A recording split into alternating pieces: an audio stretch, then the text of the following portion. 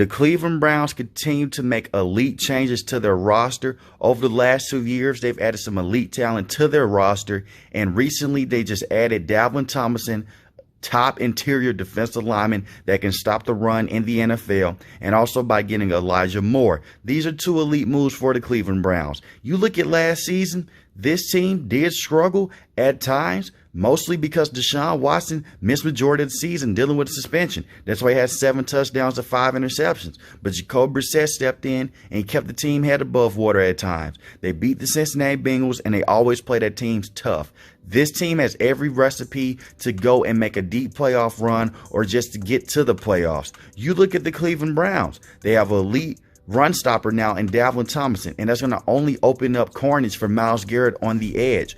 The Cleveland Browns need to go out here and make a move to get a top interior defensive tackle.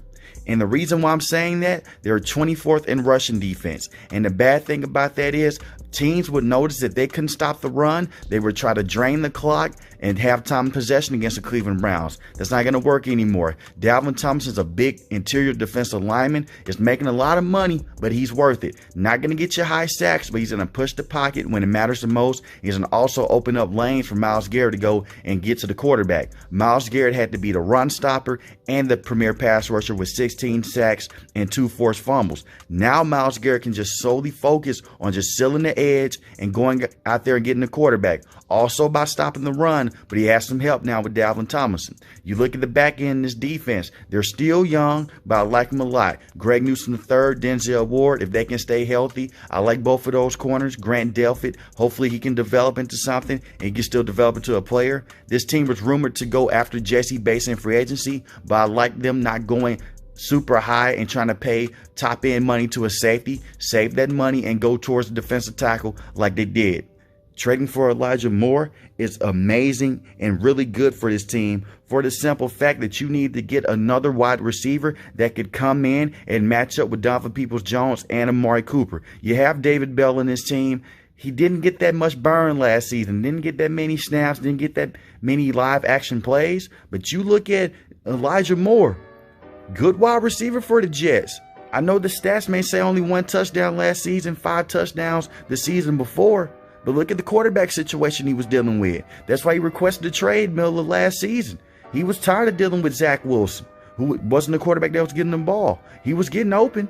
And now you have him matched alongside Amari Cooper, Donovan Peoples-Jones. Amari Cooper, 1,160 yards last season and 9 touchdowns. This is with Jacoby Brissett. And Jacoby Brissett is a good backup, not a real starter. Deshaun Watson and Amari Cooper had some nice plays, especially in that game against New Orleans Saints. They did lose that game, but we saw some semblance of Deshaun Watson getting back into form. If Deshaun Watson can get back to what he was when he had 33 touchdowns and 7 interceptions his last season with the Houston Texans, this is going to be an elite team in the NFL. They're going to be hard to beat for the simple fact that they have a strong run game and they can work off that play action. If Kevin Stefanski can just get all these talents and get all these guys gelling on the same page, the Cleveland Browns will be elite.